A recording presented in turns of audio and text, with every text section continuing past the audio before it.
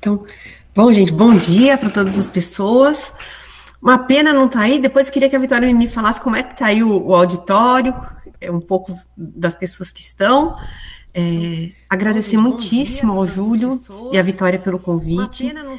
E antes de agradecer, parabenizar pela iniciativa de vocês, né, gente? Porque num tempo em que a gente está vivendo, em que, inclusive, as normas educacionais que vêm sendo expedidas, elas vão diminuindo cada vez mais o espaço da reflexão e o espaço para pensar a realidade, né? E vocês estão propondo justamente o contrário, né? Que a gente faça uma reflexão sobre o Brasil. E para entender Brasil hoje, a gente tem que realmente ir lá para trás e compreender inclusive o pensamento brasileiro, né? Como que esses intelectuais, essas intelectuais pensaram no Brasil e foram explicando os nossos incríveis desafios. Então, parabéns por esta ousada iniciativa. Dizer que é um presente estar aqui com vocês, né? Eu estava contando para o Júlio e para a Vitória. Estou sentindo assim, meio voltar para casa. Eu fiz a Federal, a gente chamava assim antes, né? Federal. Eu sou da turma de 87, né? Me formei em 87. Sou técnica em edificações pela Escola Técnica Federal de São Paulo. Atuei lá quando era bem jovenzinha como técnica em edificações. E é um prazer estar aqui falando com vocês. Também porque a minha experiência na Federal foi muito estimulante, sabe? Foi um período em que eu e meus colegas fomos muito desafiados a pensar a realidade e também a circular, a exercer, fazer atividades culturais. Então, foi um período bom. Eu estou feliz de estar voltando para casa. E eu espero a oportunidade de conhecer vocês pessoalmente, ver vocês. Então, muito obrigada. Queria dizer, então, antes da gente começar a falar sobre a vida e a obra de Paulo Freire, contar um pouquinho como foi que eu encontrei Paulo Freire, eu diria, primeiro na minha vida de militante e depois na minha vida intelectual, minha vida acadêmica. Então, depois que eu terminei a Federal, eu fui fazer jornalismo e ciências sociais. E aí, depois de alguns anos, eu retornei à universidade, depois de mais ou menos uns 10 anos, retornei para fazer mestrado e doutorado. Estudo educação nas prisões, né? Primeiro, educação de mulheres presas e depois, presença da sociedade civil nas prisões. Acontece que, paralelamente a isso, desde que eu estava já aí na Federal, eu sempre participei, militei nas chamadas comunidades eclesiais de base.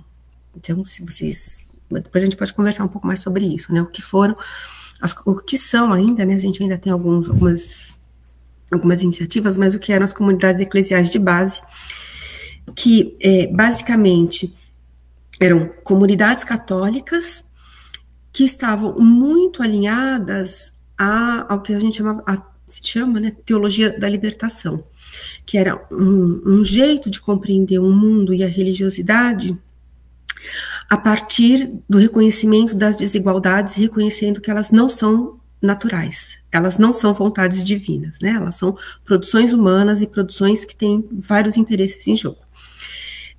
Essas comunidades eclesiais de base eram muito vinculadas às pastorais sociais da Igreja Católica, que existem, né? Muitas ainda até hoje, então, pastoral social, pastoral da moradia, diversas.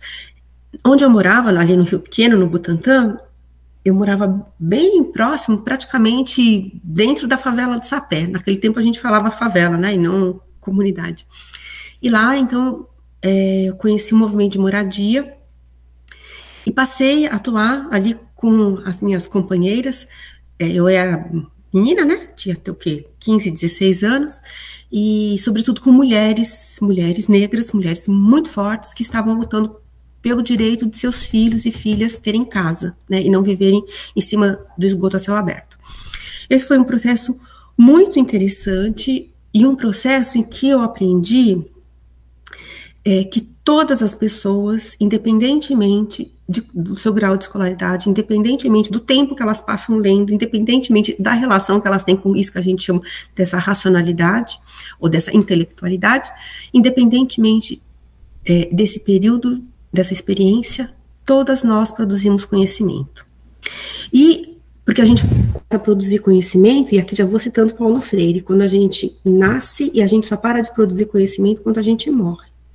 E a gente produz conhecimento a partir da realidade em que a gente está interagindo. Esse foi, naquela época eu não tinha ouvido falar de Paulo Freire, eu aprendi na prática com os movimentos sociais.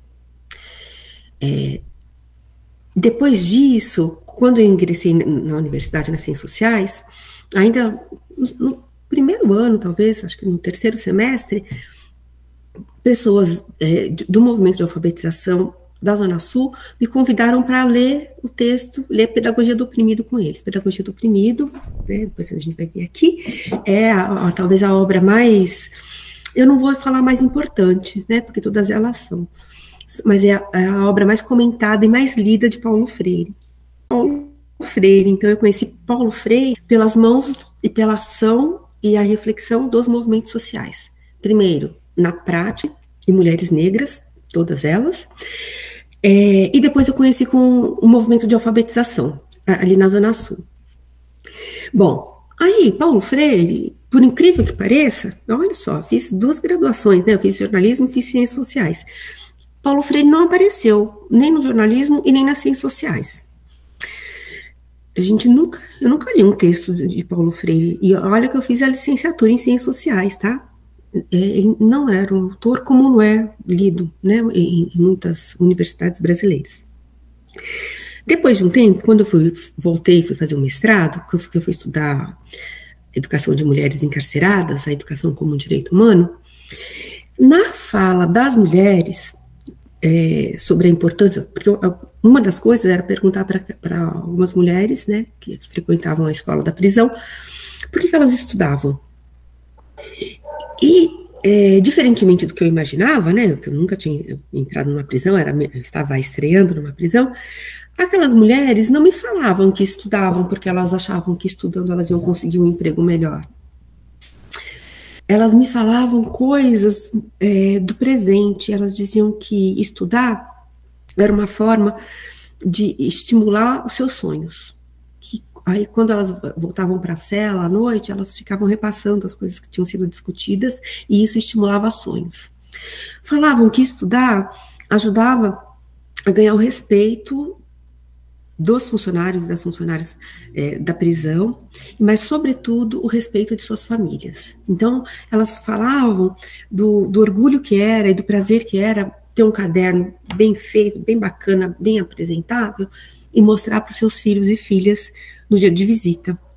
Porque era uma forma, elas diziam, é uma forma de mostrar para eles como estudar é importante, já que o meu primeiro exemplo não foi bom, né? Por isso eu vim parar aqui. É uma forma de revisitar esse meu lugar, esse lugar da bandida, da criminosa, e mostrar para os meus filhos que eu não sou só isso. E falavam muito dessa ideia de conhecer coisas novas, essa curiosidade, e diziam também que quando elas estavam na escola, elas se sentiam gente. Era o único lugar, o único momento do aprisionamento em que elas podiam pensar, falar e serem ouvidas, tanto pelas professoras quanto pelas colegas, e isso fazia com que elas se sentissem gente. E interessante isso, porque eu comecei a encontrar muita dificuldade de interpretar e analisar essas falas se eu fosse usando apenas os estudos sobre prisão. Seja porque alguns deles dizem que a prisão, ela impossibilita qualquer ação de autonomia ou de humanização, né? Depois vamos ver isso, é um conceito que Paulo Freire usa muito. Estudar para quê? Estudar para a gente se humanizar, para a gente exercer a humanidade, e a gente ir se tornando cada vez mais humano. Então, alguns estudos dizem, nossa, a prisão, como ela é um lugar onde todos os direitos são violados, é impossível qualquer atividade, qualquer ação que remeta para a humanização ou para a constituição da autonomia. E do outro lado, tem estudos que são muito românticos e que realmente ficam batendo numa tecla que se a pessoa estuda na prisão, quando ela vem aqui para fora, ela consegue se reintegrar, se reinserir, se ressocializar. Por que eu digo que eles são românticos? Porque, dado o preconceito que a população carcerária sofre, aqui fora, a população carcerária egressa não consegue trabalho, a população carcerária tem muita dificuldade em conviver, né? Porque todos os muros estão fechados. Elas saem da cela, dos muros de concreto, e passam a enfrentar os muros do preconceito.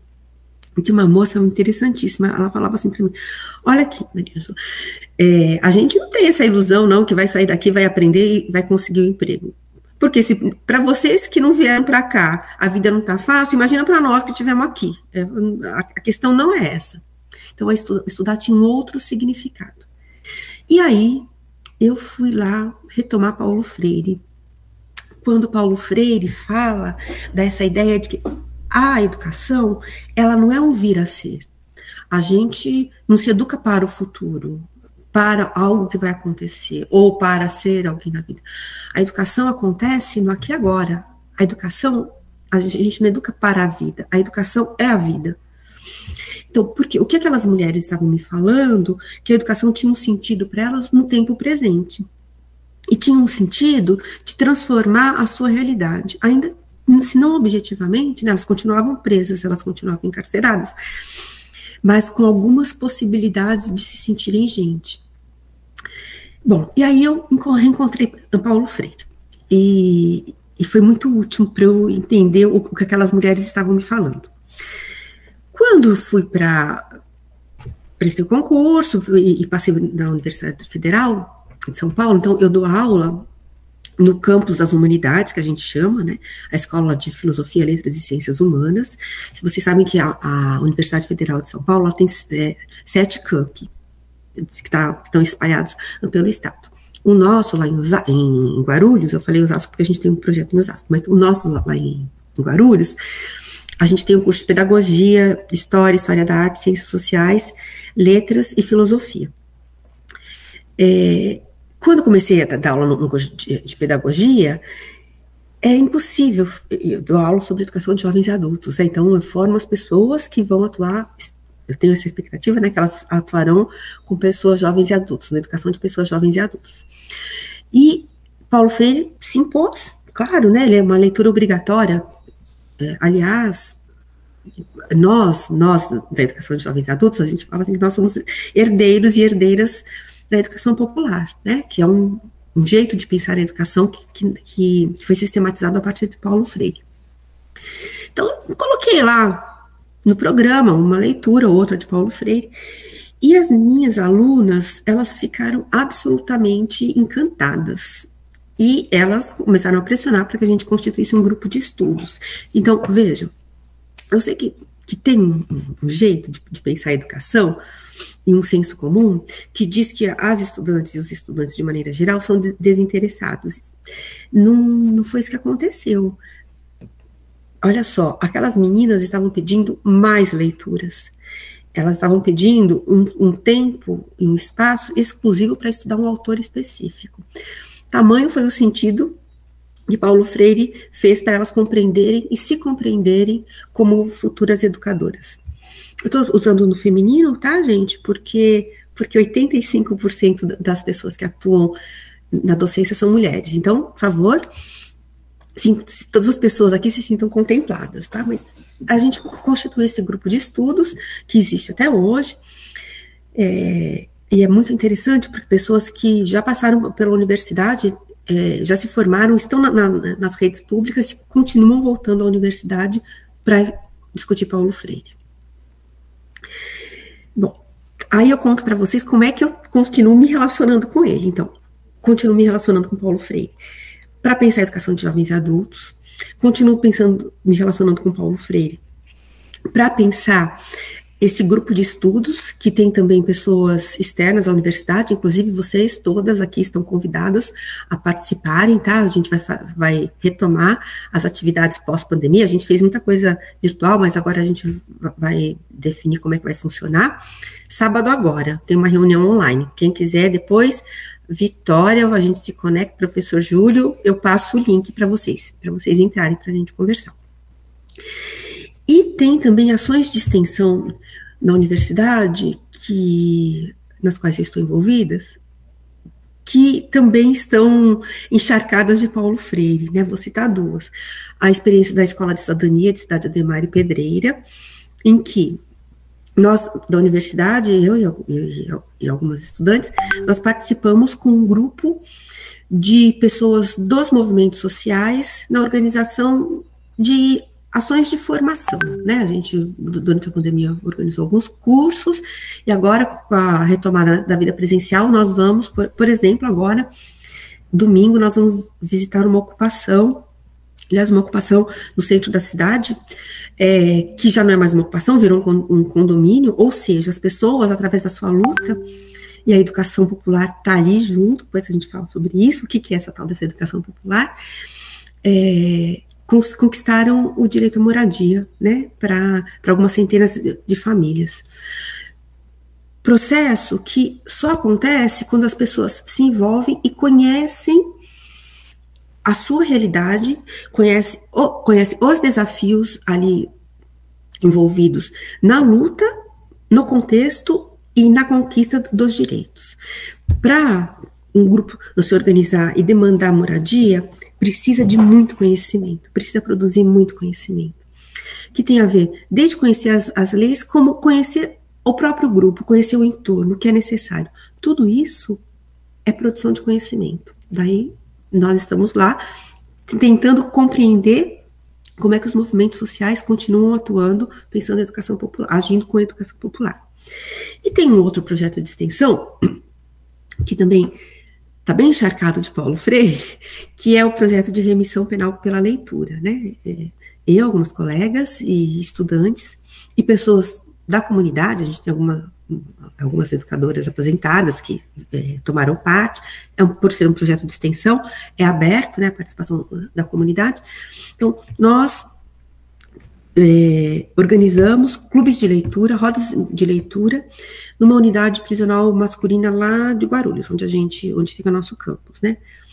E tem sido muito interessante o processo, desde discussão sobre temas de leitura, livros lidos, então a gente se reúne para discutir obras literárias, e depois a população carcerária que participa produz uma resenha, e essa resenha é encaminhada para a justiça, e aí as juízas e os juízes se consideram que a pessoa leu o livro, dão uma remissão da pena, que é diminuir 4 dias da pena para cada livro lido, e pode ler um livro por mês. Aí vocês podem falar, mas e Paulo Freire aí? Bom, Paulo Freire aí, primeira coisa é que as pessoas compreendam que elas têm o direito a ler um livro, e que elas têm toda a condição de ler um livro. Aí vocês podem falar, nossa, mas isso é óbvio. Não é. Não é. Por quê?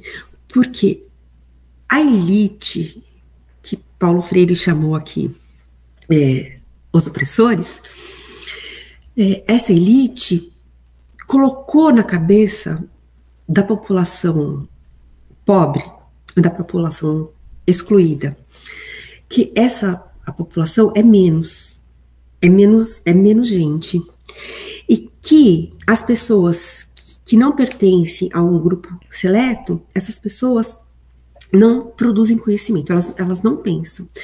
E ao acreditar nisso, essas pessoas manifestam, inclusive, o que elas chamam no primeiro momento de uma dificuldade de ler, uma dificuldade de escrever, uma dificuldade de compreender.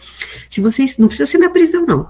Pode ir em qualquer turma de educação de jovens e adultos, ou se vocês conversarem com parentes e amigos de vocês que não foram à escola, ou que foram muito pouco à escola e tiveram que parar por diversas razões, a pessoa começa a conversa se colocando como menos. Ela vai dizer, bom, eu não sei muito, eu não estudei, eu não sei se eu vou aprender, eu não consigo, eu não posso.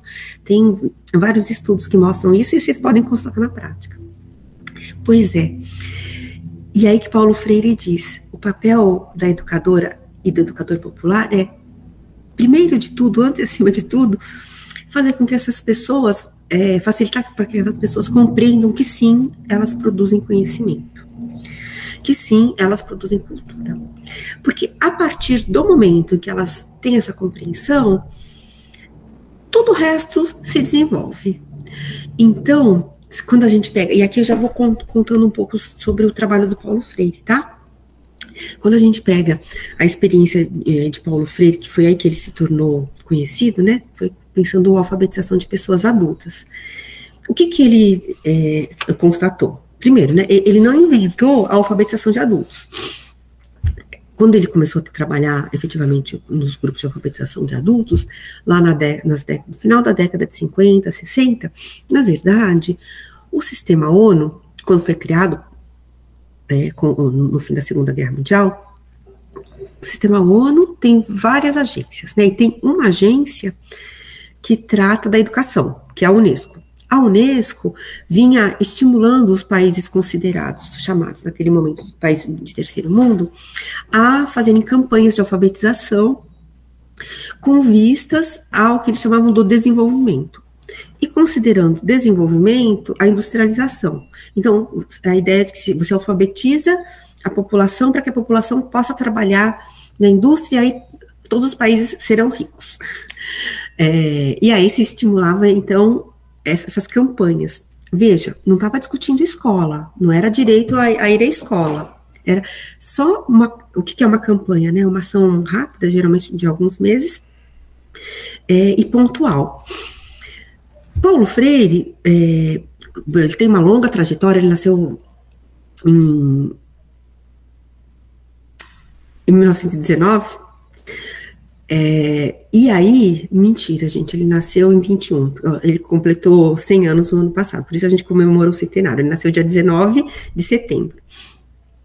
E aí, ele foi advogado, né, ele se graduou em Direito, ele não exerceu Direito, por questões, como ele diz, éticas, ele, na verdade, ele não conseguia, ele não conseguiu exercer a profissão, porque ele foi chamado por uma pessoa que contratou seus serviços para tirar do imóvel um inquilino que não estava pagando aluguel. E aí, quando Paulo Freire começa a fazer a ação, e ele conhece o inquilino é um dentista, que estava passando, né, o país numa crise, e ele, na verdade, não tinha clientes, então ele não conseguia pagar o aluguel. Mas ele dizia, mas eu quero pagar, eu quero negociar e tudo mais. E aí Paulo Freire entra numa crise, ele falou assim, onde está a justiça neste caso? Né? O que seria justo? A pessoa que tem um imóvel, sim, precisa, né, do aluguel, mas também a outra pessoa não precisa? E aí ele desiste, ele então começa a atuar com educação, ele já tinha uma relação com educação, em virtude da sua trajetória acadêmica, também muito em virtude do casamento com a professora Elza, que foi uma alfabetizadora muito importante lá do Pernambuco. Então, a educação era algo muito próximo. E ele começa, então, a atuar com a educação, e começa a atuar no SESI, primeiro fazendo um trabalho com as famílias dos estudantes, aí tem episódios lindíssimos, né, que depois ele conta como essa experiência ajudou ele a pensar, a estruturar os seus princípios, né. E aí ele continua estudando, vai para a universidade e ele começa a atuar nos projetos de extensão. Então, ele começa a desenvolver o que seriam campanhas de alfabetização, núcleos de alfabetização, nos projetos de extensão da universidade e na ação militante, que eu vou chamar assim, que naquele momento, final da década de 50, Recife elege um prefeito progressista, Miguel Arraes, e Miguel Arraes começa a estimular, a partir da prefeitura, a organização de grupos da sociedade civil, com uma presença forte de intelectuais, para pensar a inclusão das pessoas em processos de educação e em processos culturais. Esses processos, então, se formaram grupos. E Paulo Freire, no primeiro momento, é chamado para participar do grupo de alfabetização, que é para pensar a alfabetização das pessoas adultas de Recife. Mas ele não fica, tem ali um jogo de cintura e tudo mais, e ele vai para o grupo de cultura popular. Então, só para dizer, ele vai trabalhar, né, com o grupo de cultura, e no grupo de cultura ele começa a promover ações de alfabetização, por meio considerando a produção cultural das pessoas envolvidas. Então, aqui é um primeiro princípio de Paulo Freire. A gente nunca separa educação e cultura. Quando a gente vai para a escola, vocês aí, né, em todos os lugares, quando a gente entra na escola, a gente entra com a nossa bagagem cultural, com aquilo que a gente produz, já produziu fora da escola e continua produzindo. Estou imaginando que vocês aí são pessoas jovens, né, que nem a Vitória, assim. Então, a escola é um momento da vida de vocês. Mas fora da escola, vocês circulam, né? E vocês produzem cultura em diversos espaços. Então, quando a gente professores, professoras, a gente considera isso, a gente percebe e valoriza e faz o link, deixa vir aquilo que está fora da escola para dentro da escola, as chances da gente produzir ali, criar um processo de conhecimento em que todas as pessoas aprendam, inclusive a professora, as chances são muito maiores. Bom, isso é um princípio lá de Paulo Freire, e que depois a gente encontra em vários outros autores e autoras, né? Se a gente pegar as pessoas que estudam juventudes, essa é uma das questões, né? Quando a gente fala, os jovens não se interessam pela escola, então, por que não? Porque muitas vezes, em grande parte das escolas, né, e não todas, porque tem projetos belíssimos que abrem as portas e deixam a vida de fora entrar e levam a vida de dentro para fora, as escolas que conseguem isso, as pessoas jovens têm interesse, sim. Assim como os adultos e as crianças. Por quê? Porque a gente, essa divisão, quando a gente fala, bom, aqui na escola é lugar disso, e aí elenca uma série de procedimentos, é artificial, né? Aí tudo que se produz vira um conhecimento descontextualizado. E o que Paulo Freire ensinou pra gente é que o conhecimento, a produção do conhecimento, sempre tem que estar contextualizada, porque senão, na verdade, ela não ocorre. O que a gente tem, outro conceito importante dele, é a educação bancária. O tipo de educação que uma pessoa fala, que nem eu estou falando aqui, e um grupo de pessoas ouve, a gente está querendo depositar conhecimento. Não, isso é o que ele está propondo, é outra coisa. A educação como prática da liberdade, né, que é um título de um livro importante dele, é justamente aquilo que acontece no diálogo, que nem aqui, ó, quando a gente abrir, que vocês começarem a falar, aí sim, aí nós vamos aprender junto, né, eu vou aprender um monte de coisa com vocês. Então, isso ele começou lá em Recife, e foi tão importante, e outra coisa, é importante também, qual foi a reserva dele em ficar no núcleo de alfabetização? Porque esse núcleo de alfabetização, uma das coisas que o grupo estava pensando e constituiu, era um material didático, uma cartilha para alfabetizar a partir de uma cartilha.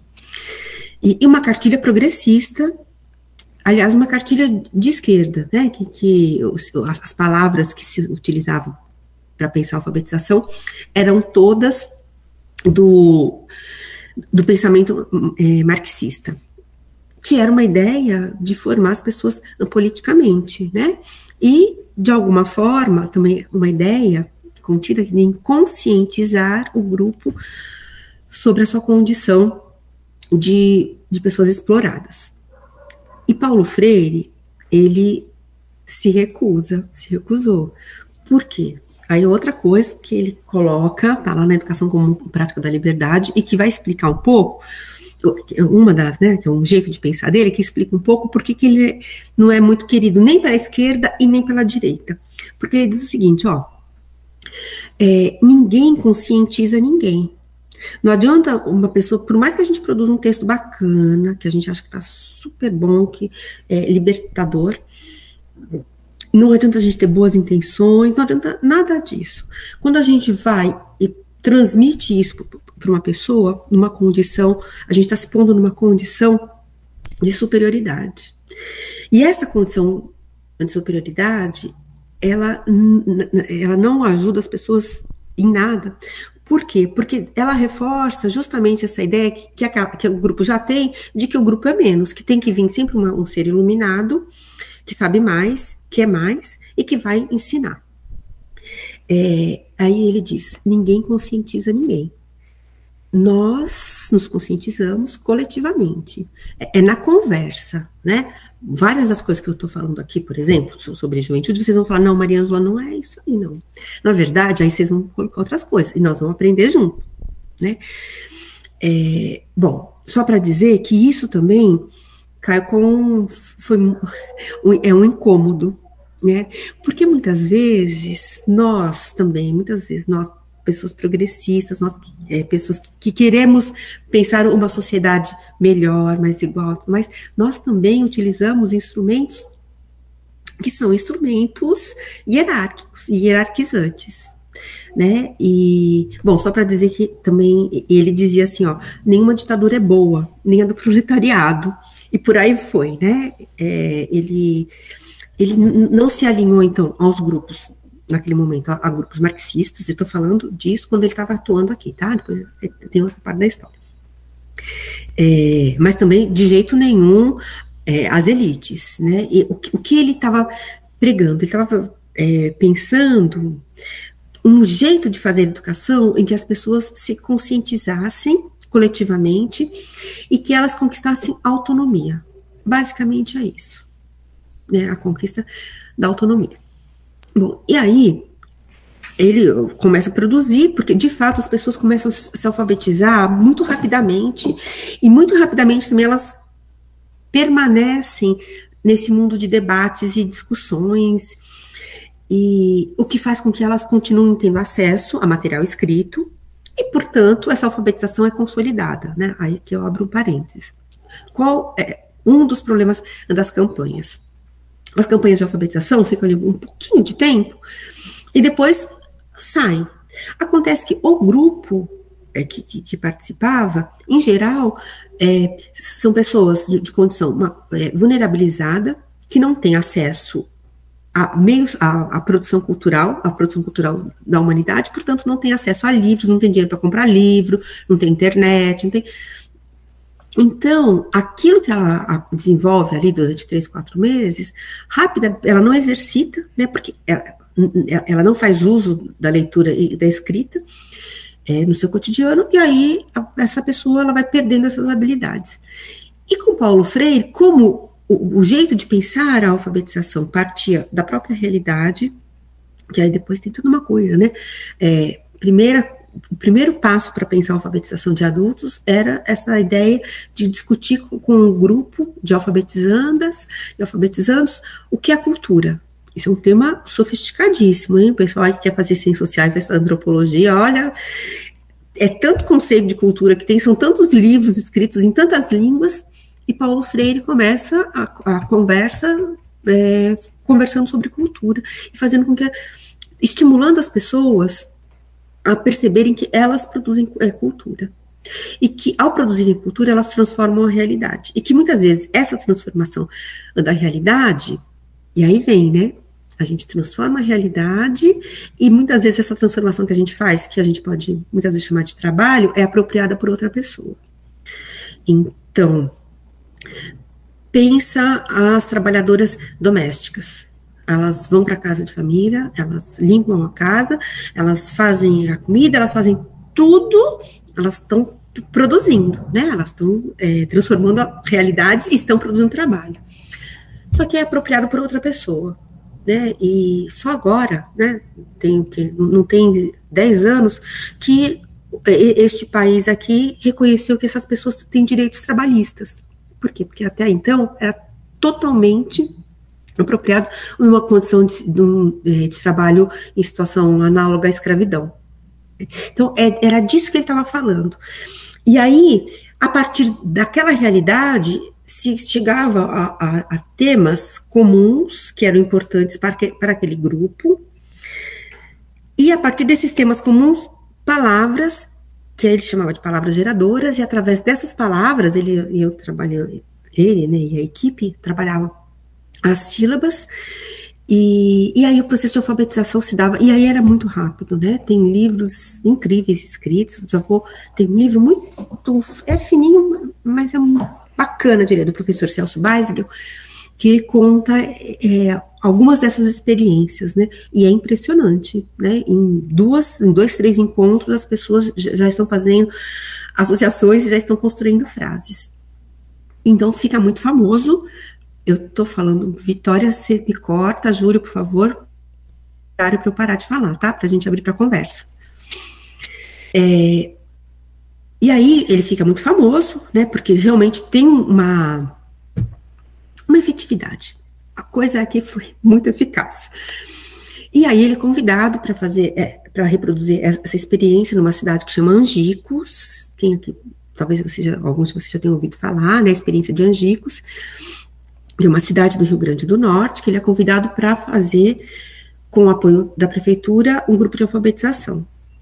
E é incrível, porque é isso, em 40 horas as pessoas estavam produzindo, né, material escrito e lendo. Essa experiência fica muito famosa, até porque tinha uma relação com um convênio MEC-USAID, que era digamos assim, uma linha de fomento, de recursos dos Estados Unidos para alguns países do terceiro mundo. Então esse município tinha, e aí a imprensa do mundo cobre, aí a Unesco fica encantada, aí o mundo todo volta os olhos para o Brasil. Nossa, resolvemos o nosso problema, né? Existe realmente um jeito de alfabetizar que é efetivo e muito rápido. Só que na sequência, aí o presidente João Goulart, aí a gente já está na década de 60, convida Paulo Freire para organizar a campanha nacional de alfabetização. Só para dizer, antes disso, as experiências de Paulo Freire e sua equipe, e claro, ele era uma pessoa extremamente, era um homem do seu tempo, né, e viveu intensamente a política do seu tempo, então tinha contatos e relações, participava dos debates públicos. Isso fez com que a sua forma de pensar alfabetização inspirasse outros movimentos sociais. Então, a UNE tinha grupos de alfabetização ali inspirados em Paulo Freire, alguns sindicatos, alguns bairros. Então, não sei como é que ainda não sei se vocês têm informação. Por exemplo, em Guarulhos, a gente tem grupos que, desde a década de 60, já alfabetizavam, inspirados em Paulo Freire. Então, já estava disseminado. Quando João Goulart chama Paulo Freire, ele começa, então, né, a pensar essas experiências, e aí isso é uma coisa importante. Veja, o tempo todo, ele está fazendo a experiência, mas ele está também em diálogo com quem está fazendo. Portanto, essa é uma outra coisa. Aquilo que a gente chama depois da educação popular, que é a síntese desses processos todos, não foi uma invenção de Paulo Freire, tá? Ele pensou e sistematizou com um grupo de pessoas, um grupo grande.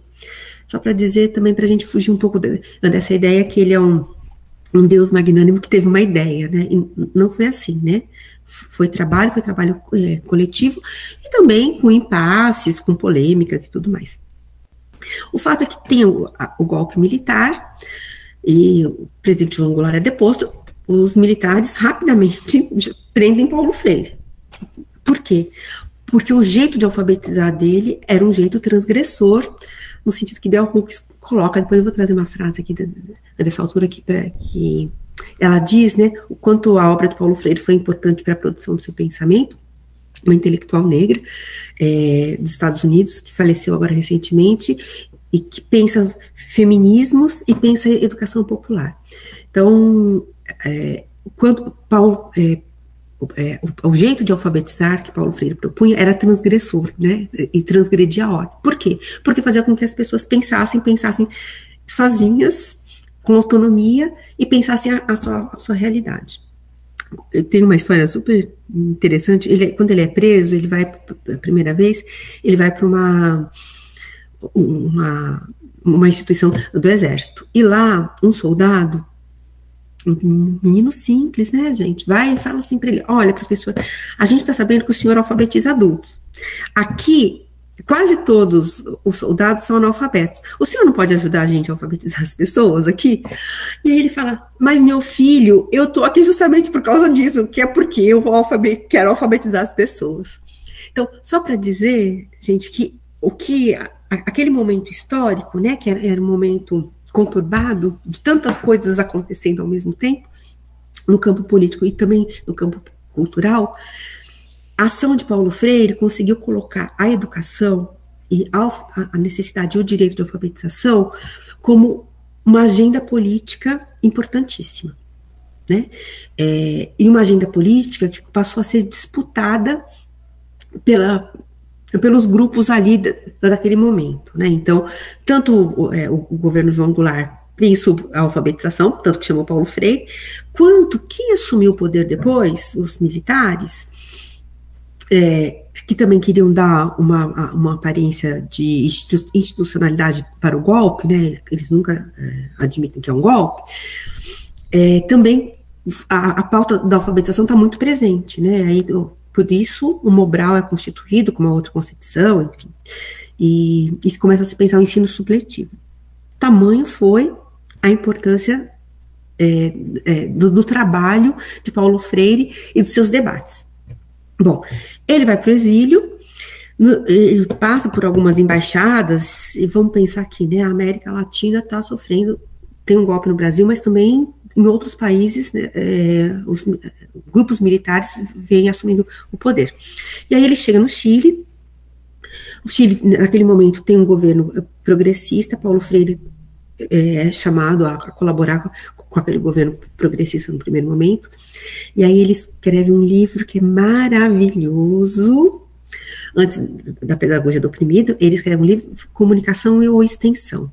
Eu recomendo fortemente esse livro, que é incrível para a gente compreender por que às vezes a gente fala com as pessoas e num processo de formação, por exemplo, a gente fala, pode ser bacana para burro, aquele processo, faz um monte de coisa, aí quando a gente sai, as pessoas continuam fazendo exatamente as coisas que elas faziam antes, porque não faz o menor sentido. E aí, essa coisa, o que é de fato a dialogicidade e o quanto os dois grupos, os dois polos de um processo de comunicação estão interligados.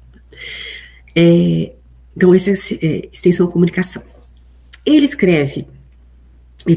termina de escrever no exílio já, Educação como Prática da Liberdade, que é um livro em que ele analisa essa experiência que ele teve aqui no Brasil, quando ele constitui, ele mesmo chamava o método de alfabetização, depois ele vai falar sobre isso, né, a gente não usa método, mas enfim, quando ele constitui um método, que é um livro sensacional, assim, penso que para entender, vocês podem começar a ler Paulo Freire de qualquer livro, mas esse livro é o mais bacana de todos, porque ele dá também um contexto histórico aqui do Brasil, né, e, inclusive, ele tem o prefácio escrito por um cientista político, Francisco Verfort, que é incrível, para a gente compreender aquele momento em que o golpe militar foi se estruturando, e quais eram os grupos que estavam ali disputando. É super bacana. Então, ele escreve a Educação como Prática de Liberdade. Na verdade, ele aproveita boa parte das reflexões que ele tinha feito na sua tese de doutorado. E aí, ele faz essa discussão de extensão e comunicação e ele produz Pedagogia do Oprimido. Pedagogia do Oprimido, ele estava no Chile e ele tem a possibilidade de uma interlocução muito próxima e muito intensa com pensadores e movimentos alinhados ao pensamento marxista. Então, a Pedagogia do Oprimido aparece em algumas categorias. Oi, Júlio. Professor, você está falando da obra... Você quer que eu transmita os slides? Porque você mostra a obra, né? Pode ser. A capinha do slide. Pode ser? Tá bom.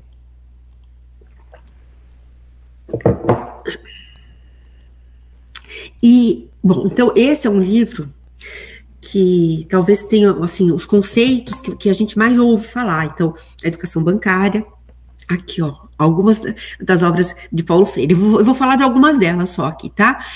Então, a gente tem aqui a Pedagogia do Oprimido, vocês encontram aí, né? Que eu não tenho, tá aqui, ó. E, então, tem alguns conceitos que vocês vão ouvir muito falar, tá? A educação bancária, né, que é justamente essa ideia da educação que você só transmite o conhecimento e não estimula as pessoas a falarem. Tem um outro conceito, que talvez seja o conceito mais bonito de toda a obra de Paulo Freire, que é o conceito do inédito viável. Júlio, você pode ir um pouquinho para frente, por favor? O que para Paulo Freire é o inédito viável? Pode mais. Pode mais, eu fui falando várias coisas, pode mais, mais um pouquinho. Aí. O que ele diz? Ele fala assim, bom, quando uma educação realmente, uma educação que concorre para a liberdade, para a autonomia, essa educação parte da realidade. Então, o grupo começa ali o processo estudando a sua própria realidade. Através desse estudo, essas pessoas conseguem, o grupo é sempre coletivamente, inclusive com o educador e a educadora ali junto, tá? É o grupo, não tem hierarquia. A gente, estudando a realidade, a gente vai percebendo as situações que são as situações que fazem com que a gente se sinta menos. São aquelas situações que ele chama de situações limites. Se vocês pensarem, a gente sabe que existem essas situações. Existem na vida pessoal e existem na vida coletiva. Quando o grupo... E a gente chega a isso? Olhando a realidade, observando a realidade, estudando a realidade. Para estudar a realidade, a gente tem que mobilizar muitos conhecimentos, né? A depender do que o grupo, da realidade ali inserida, você tem que mobilizar conhecimentos de ecologia, de biologia, de física, de literatura, enfim, são muitos conhecimentos ali, né? E a gente vai mobilizando esses conhecimentos, não de forma descontextualizada. A gente mobiliza conhecimento para compreender algo concreto. E aí a gente consegue chegar àquela situação, a compreender qual é o problema, qual é a situação que torna a gente menos. Qual é a situação limite? Aquela situação que quando a gente chega ali, ó, não dá mais para pensar em ser feliz, porque tornou a gente menos gente. Aí a gente pode fazer o seguinte, parar diante dela e falar, não tem nada para fazer, é a vontade de Deus, é assim mesmo, o mundo é desigual mesmo, ou o mundo é desigual porque uns têm mais vontade que outros, e aí toda blá blá blá da meritocracia. Bom, mil desculpas, e aí a gente cruza os braços, ou a gente pode, coletivamente, ir olhando essa realidade, pesquisando, e interpretando, e analisando, e pensando sobre ela, e discutindo, e aí, coletivamente, a gente chega ao inédito viável. E o que é o inédito viável? É algo que é inédito, porque a gente nunca fez, e nunca tinha pensado em fazer, e é viável porque a gente não precisa de um Deus, ou de um governante, ou de um pai, ou de um marido. A gente não precisa de ninguém que venha salvar a nossa vida, a nossa pátria. A gente consegue isso, muitas vezes coletivamente, e muitas vezes, gente, subjetivamente.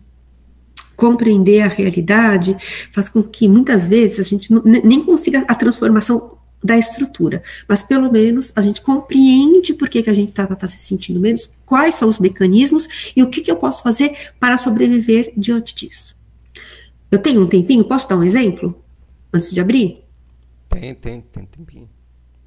Ó, porque quando a gente chega nessa coisa, quando discutindo com as alunas da pedagogia, que serão professoras, geralmente aparece uma coisa assim, mas Mariângela, como eu ali da minha sala de aula, trabalhando com estudantes, crianças, né, que vão trabalhar ali no primeiro segmento do fundamental, ou mesmo as colegas da história que vem fazer a disciplina, como eu ali com a minha turma de adolescentes, como é que eu vou mudar a estrutura deste país, por exemplo, que é desigual, que é racista, que é machista, a partir da minha sala de aula? Pois é, mas acontece que os inéditos viáveis, eles sim, né, alguns tem a ver com a estrutura, mas alguns acontecem ali no aqui e agora na vida vivida. E eu vou citar um exemplo de uma aula recente numa escola de educação de jovens e adultos, que quem relatou esse evento foi uma estudante do curso de pedagogia que acompanhou esse processo. Então, numa turma de EJA, era a semana do 8 de março, estava se discutindo ali a condição feminina, as desigualdades de gênero e tudo mais. E a professora levou, inclusive para compreender a realidade das desigualdades, e da forma como as desigualdades, as formas como elas se apresentam, ela levou uma matéria, vocês vão lembrar, quando aquele jogador de futebol, o Neymar, foi acusado de estupro, que foi que a moça brasileira viajou para Paris para ficar com ele, e aí depois fez a acusação. E todos os argumentos machistas que foram mobilizados para passar o pano e para defender que o que ele tinha feito não era estupro. E a professora levou e foram indagando, compreendendo, e levou a legislação, e levou trechos de autoras feministas para compreender a situação. E uma senhora, lá pelas tantas, ela falou assim, e aí vem essa ideia do consentimento, né? O corpo de um ser humano, ele é intocável. E um ser humano pode, inclusive, mudar de ideia em qualquer momento da vida e de processos. E aí a senhora falou assim, mas a gente pode deixar ou não, consentir ou não a relação sexual? Nossa, sim, né? É disso que se trata, a autonomia. E aí ela falou assim, mas mesmo quando é o marido da gente? Sim, mesmo quando é o marido da gente. Aí essa aluna dizendo assim, olha, aquela senhora, o rosto dela se transformou. Ela respirou fundo, fechou os olhos e continuou a aula numa outra postura. Bom, a gente não sabe o que aconteceu lá na vida dela, mas a gente sabe que tem uma situação de opressão, uma situação que fazia com que aquela pessoa se sentisse menos, aquela e outras mulheres que pudessem falar, e alguns homens, né, gente, porque é isso, ninguém se conscientiza ninguém, as pessoas se conscientizam em grupo, coletivamente. E aquela conversa daquela professora encantadora, né, que sabe o que está fazendo da vida, levou não só, não tenho dúvida, eles trabalharam muitas habilidades de leitura e escrita, exercitaram, né, tá tudo certo, foram para a escola para aprender a ler, escrever, estão aprendendo muitas coisas, tá ótimo. E junto com isso, compreenderam a sua realidade. Então, é disso que trata o Inédito Viável, né, é o macro. Então, é o holofote, ou é o sol, né? Aquela coisa grandona que ilumina tudo, mas também são os vagalumes, aquelas coisinhas, aquelas luzinhas que vão piscando e que a gente vai construindo no dia a dia nas relações. Então, essa é a pedagogia do oprimido. Aí, outras obras que são muito importantes. Você volta um pouquinho, Júlio, para a capa? Tem uma obra que foi muito importante.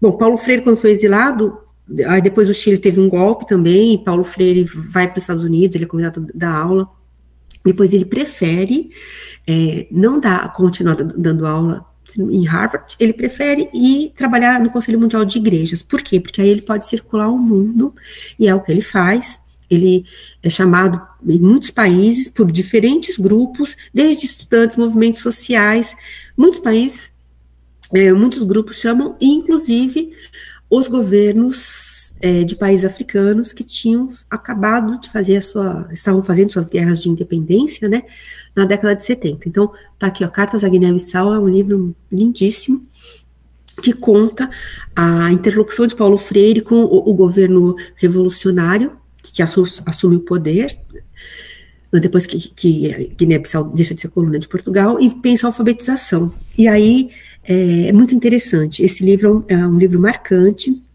sobretudo para as pessoas que querem estudar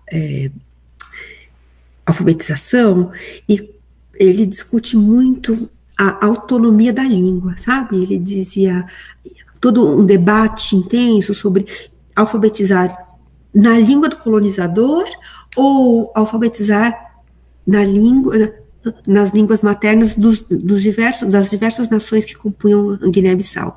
E aí toda uma análise política e um debate intenso, né, que se coloca até hoje, É tão interessante esse livro. Recentemente, olha só, conversando também com uma coordenadora pedagógica de uma escola da educação de jovens e adultos aqui de São Paulo, é uma escola ali em Perus, periferia de São Paulo, que tem 80% dos estudantes são haitianos, né, pessoas que estão vivendo numa situação de muita dificuldade aqui no Brasil, e estão nessa escola. E é muito interessante, porque eles estranharam muito o fato da escola só alfabetizar e só dar aula, né, as aulas só acontecem na língua portuguesa, porque eles falam, mas vocês não têm as línguas indígenas, as línguas que eram originárias aqui de vocês, por que só a língua do colonizador? Essa é uma questão, né, que a gente nunca se faz. Quando a gente lê cartas a Guiné-Bissau, a gente começa a falar, nossa, é mesmo, né, por que será? Então, tá aí. Depois disso, então ele fica exilado. As histórias do exílio, tem alguns livros, mas um livro que eu acho muito bacana é Pedagogia da Esperança. Ele relata várias situações que ele viveu antes da infância, da juventude, mas também no exílio, e que são situações que vão fazendo a gente entender os princípios que ele foi consolidando. Bom, depois disso, aí o Brasil passa pelo período de redemocratização, só para dizer, esse jeito de fazer educação, que nós vamos chamar de educação popular aqui, tá? E depois eu vou dizer alguns dos princípios da educação popular. O governo militar não conseguiu exterminar, apesar de toda a morte, de toda a tortura, de todas as prisões. É muito interessante que tem vários estudos que mostram como grupos nas bases, em bairros de periferias, começam a organizar a luta, inclusive pela redemocratização e por direitos vários, a partir da educação popular. Então, as pessoas, vários núcleos, alguns apoiados pela Igreja Católica, alguns apoiados pelos movimentos feministas, alguns apoiados por partidos de esquerda que estavam na clandestinidade, mas que algumas pessoas, as que sobreviveram, continuavam atuando. Tem um livro, Quando Novos Personagens Entram em Cena. Coisa mais linda, do professor Eder Sader, e isso aparece muito nos clubes de mães, só para dizer que Paulo Freire, mesmo estando longe, contribuiu muito, seu pensamento contribuiu muito para a luta pela redemocratização do Brasil. Inclusive, né, assim que ele retorna do exílio, ele rapidamente também volta a se articular, e ele é uma das pessoas que se junta, né, para fundar o Partido dos Trabalhadores, que, de alguma forma, naquele momento histórico, né, reúne vários desses movimentos que foram se constituindo aí na década de 70, e os sindicatos autônomos, enfim. Então, essa é uma outra história também super interessante, que tem ali também a presença de Paulo Freire. Quando ele volta, então, ele começa a atuar politicamente sempre, ele organiza, ele funda a Veredas, que é uma ONG que durante muito tempo trabalhou com a formação de educadores e educadoras populares para trabalharem em educação de jovens e adultos, ainda fora da escola, tá? Tem uma história aí da EJA, que é o seguinte, a educação de jovens e adultos, ela permanece fora da escola até o governo Lula, basicamente. Por quê? Porque, mesmo após a redemocratização, vou falar do governo Fernando Henrique, né, que foi um período grande. O que aconteceu? A alfabetização de jovens e adultos não foi assumida como uma responsabilidade do Ministério da Educação. Ficou sob a responsabilidade de uma ONG, né, de uma ONG, a Alfabetização Solidária, e o governo brasileiro não punha um tostão ali para alfabetizar adultos. Essa ONG era mantida, era dirigida pela primeira-dama, a professora Ruth Cardoso, mas era mantida por doações.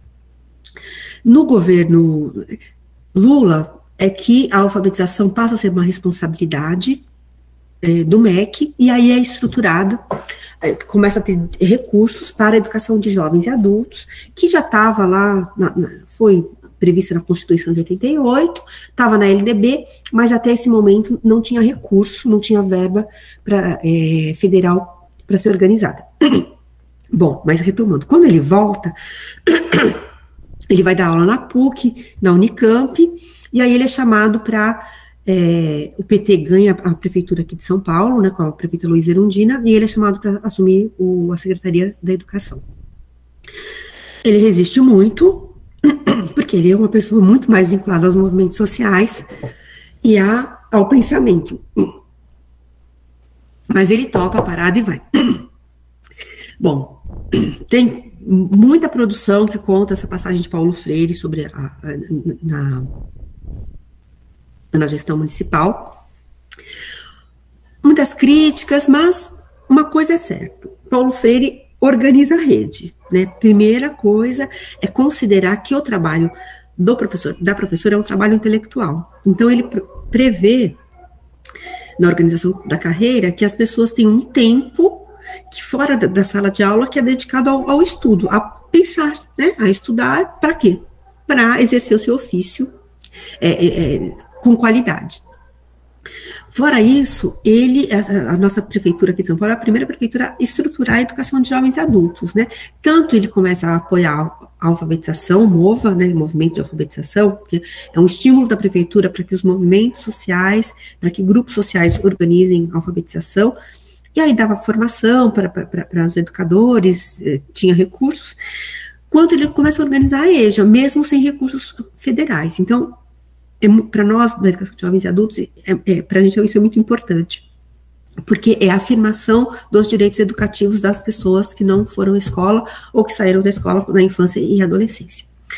Bom, aí Paulo Freire fica esse tempo, tem muita polêmica, muita crítica, a imprensa comercial, esses jornalões perseguem, né, a Secretaria de Educação. Tem reportagens que são verdadeiras ofensas à inteligência humana. Por exemplo, uma que dizia que Paulo Freire estava se aproveitando do seu lugar para vender livros, né? Isso porque em um concurso para professores, na bibliografia, tinha lá a indicação de uma obra, acho que era Pedagogia do Oprimido. Aí você pensa assim, que vergonha alheia, né? Porque, olha só, ele é o autor brasileiro mais lido no mundo. Pedagogia do Oprimido foi traduzido para dezenas de idiomas. E ele vai usar, ele precisa disso? Jornal Estado de São Paulo, tá? Já estou falando o nome, é isso. Porque era inadmissível essa forma de pensar a educação que considerasse como trabalho intelectual e que estimulava a autonomia das professoras e professores e a autonomia de estudantes, né, de alguns projetos. Aí Paulo Freire, quando ele sai, ele escreve um livro que, para quem quer trabalhar com educação, quem quer aqui ser professor ou professora, é fundamental. Pedagogia da Autonomia. É lindo, na verdade, é uma conversa com professores e professoras, né? Eu brinco assim, são 27 lições sobre educar e aprender, educando e aprendendo. E aí, ele morre, né? E aí, bom, enfim, ele ainda assim, o seu legado permanece. Ele, depois de sua morte, ele é considerado o patrono, ele indicado, né? É o patrono da educação brasileira. E a sua obra é muito citada, às vezes eu até penso que ela é mais citada do que lida. Ela é muito criticada por pessoas que nunca leram, nem a orelha do livro. Essa gente que está ocupando o governo federal, por exemplo, as críticas que fizeram a Paulo Freire, evidentemente, eles são pessoas que nunca leram a obra, né? E por que ele é tão perseguido? Eu tinha passado para o Júlio um texto, né, Júlio, sobre por que Paulo Freire ainda é um clássico, por que a gente continua lendo. Ele é tão perseguido, tão comentado, mesmo por quem não leu, justamente porque ele traz ali, na sua proposta, a proposta da transgressão. A proposta de uma educação que faça com que todas as pessoas se considerem seres autônomos e pessoas que pensam. Então, só para encerrar, você pode passar, Júlio, para o slide, por favor? Eu vou trazendo aqui para você uma coisa muito breve. Pode passar, por favor. Pode passar. Você volta um pouquinho? Volta lá um pouquinho. Mais um pouquinho. Aqui. Então, o que, que é para Paulo Freire a educação como prática da liberdade, ou então como prática da autonomia? É a educação que propõe ao povo a reflexão sobre si mesmo, sobre seu tempo, sobre suas responsabilidades, sobre seu papel, que lhe propiciasse a reflexão sobre o seu próprio poder de refletir, e que tivesse sua instrumentalidade, por isso mesmo, no desenvolvimento desse poder. Olha como isso é forte, hein? É para isso que serve a educação, para desenvolver este poder de nos convencer que nós podemos, na explicitação de suas potencialidades, de que decorreria sua capacidade de opção. Então, é esse potencial transgressor que faz com que Paulo Freire continue sendo muito combatido por grupos que, evidentemente, se sentem muito mais confortáveis com a educação bancária, né? Com a educação que não pensa a realidade do aqui e agora. E é isso. E só para encerrar, vou trazer Bell Hooks. Você pode passar um pouquinho para mim, por favor? Que eu acho que também ajuda a gente a entender por que Paulo Freire é lido em outros países e que sentido ele faz nesses outros lugares todos. Quando encontrei a obra de Freire, bem no momento da minha vida em que estava começando a questionar profundamente a política da dominação, o impacto do racismo, do sexismo, da exploração de classe e da própria colonização que ocorre dentro do próprio Estados Unidos. Me senti fortemente identificada com os camponeses marginalizados de que ele fala, e ele fala muito dos camponeses do Chile, e com meus irmãos e irmãs negras e negros, meus camaradas de Guiné-Bissau, que é aquele livro que eu falei, né, a participação dele no governo revolucionário. Ele me fez pensar profundamente sobre a construção de uma identidade na resistência. Uma frase isolada de Freire se tornou um mantra revolucionário para mim. Não podemos entrar na luta como objetos para nos tornarmos sujeitos mais tarde. O que ele está dizendo? Nunca é um vir a ser, gente. Tudo que a gente vai fazer, qualquer demanda, qualquer ação é para transformar o aqui e agora. E a gente já entra como sujeito. A gente já entra sabendo o que. Troca. Eu estudo a realidade porque a gente confronta a realidade. E, bom, por enquanto é isso. Muitíssimo obrigada pela oportunidade. Nossa, falei muito. Agora nós temos que conversar um pouquinho.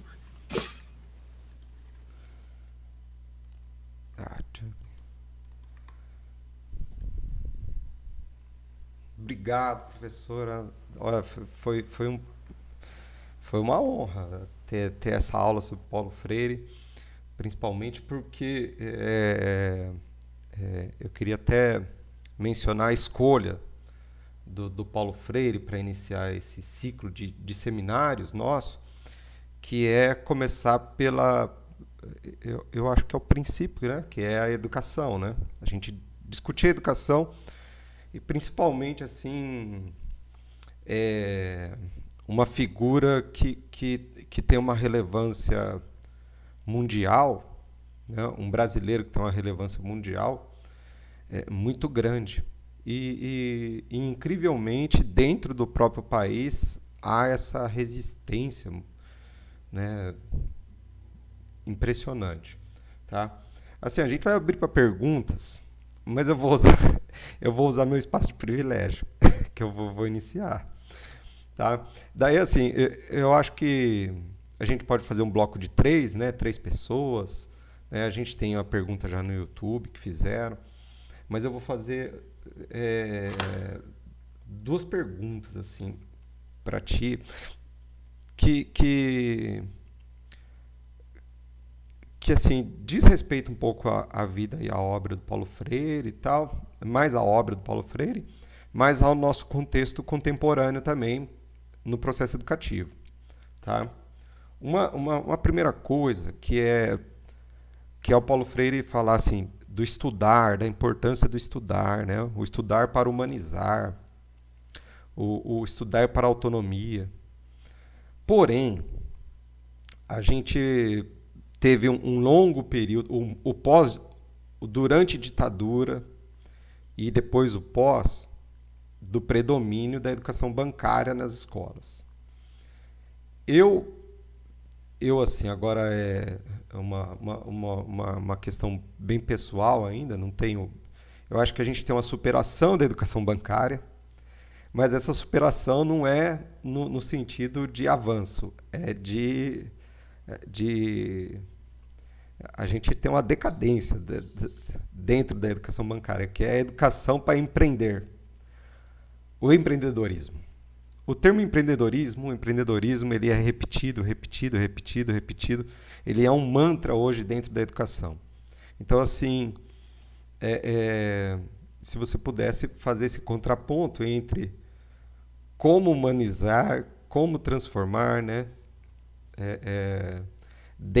nesse contexto dessa educação empreendedora, esse empreendedora entre aspas, muitas aspas mesmo, tá? Não sei se eu consegui ser entendido. Uma outra questão, aí você mencionou a atuação das ONGs já no FHC, né? E hoje isso é uma realidade assim, é um fato na educação brasileira, que é, principalmente na educação pública, a presença das ONGs. Né? Tem de Instituto Ayrton Senna, Todos pela Educação, tudo mais. Enfim, nós do IFE, no Instituto Federal, né, na Federal, a gente constantemente temos contatos. Eu sou um pouco crítico, então eu falo assédio de ONGs internacionais que assim, eles trazem uma nova possibilidade para os estudantes, né? Mas a gente tem toda uma conjuntura ali que podemos discutir sobre essas ONGs internacionais. Eu queria, assim, dialogar um pouco sobre o papel dessas ONGs, né? Essa discussão entre a atuação das ONGs e a educação pública, né? Porque eu enxergo uma contradição aí, mas, enfim, como você traz essa leitura freiriana, eu acho que tem muito mais condição de discutir isso do que eu, tá? Deixa eu pegar aqui no YouTube. No YouTube tem o Geraldo Manuel. Ele faz uma questão, deixa eu ver se eu vou conseguir trazer ela aqui. Como trabalhar multiletramentos nos dias atuais com as novas tecnologias na concepção contemporânea freiriana. A nova geração tem práticas de leituras fragmentadas, decorrendo de cognições fragilizadas. Enfim, ele faz essa questão. Tá? Daí eu vou dar a palavra para a Vitória, se tem alguma pergunta a ela, ou abrir para o auditório ali fazer perguntas. Vitória?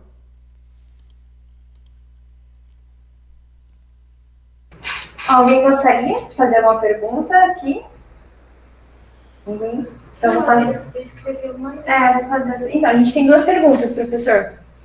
Uma de uma estudante e uma minha aqui. Acho que dá para fazer. A primeira ela quer saber. Oi?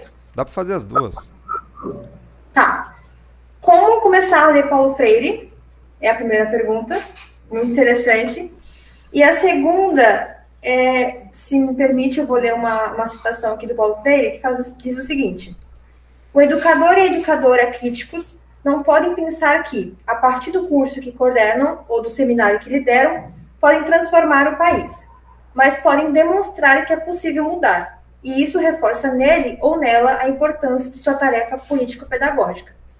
Considerando essa afirmação do Paulo Freire, da obra Pedagogia da Autonomia, quais ações práticas a senhora acha que os educadores podem aplicar em sala de aula para instigar a curiosidade e o questionamento dos estudantes? Professora, a palavra é tua. Tá joia. Obrigada, gente.